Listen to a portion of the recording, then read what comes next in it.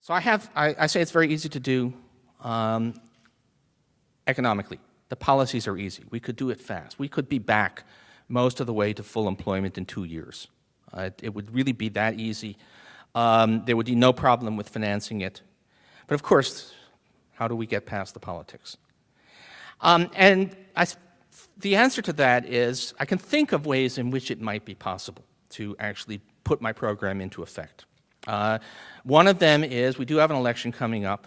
I always have to say, New York Times rules, I don't do endorsements. I'm not allowed to do endorsements. You have no idea which party I favor.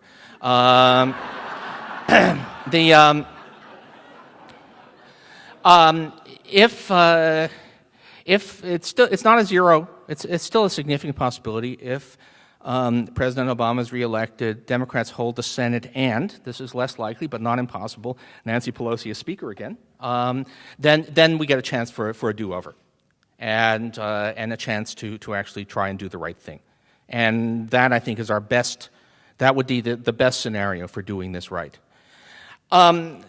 There's the alternative, which is that we have a Romney victory and a Republican Congress, and who knows what Romney actually believes. It's in a way, his best slogan should be vote for Romney. He doesn't mean anything he's saying. Although I fear, and there is some, his advisors his economic advisors are not stupid.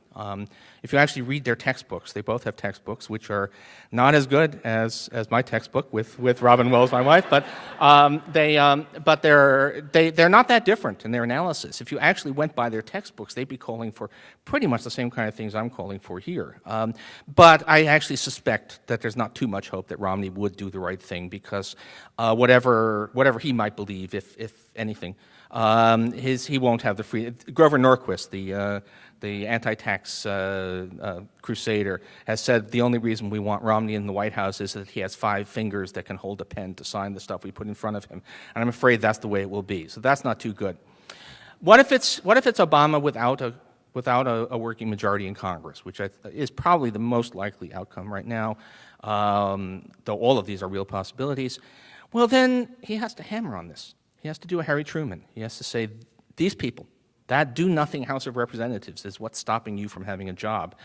Because I think if there's one thing we've learned politically from these terrible 3.5 years now, it is that pretending, trying to sweep the realities of the economic situation under the rug, looking for bipartisan agreement where there is no bipartisan agreement, not telling the truth about what's going wrong, that doesn't even work as a political strategy.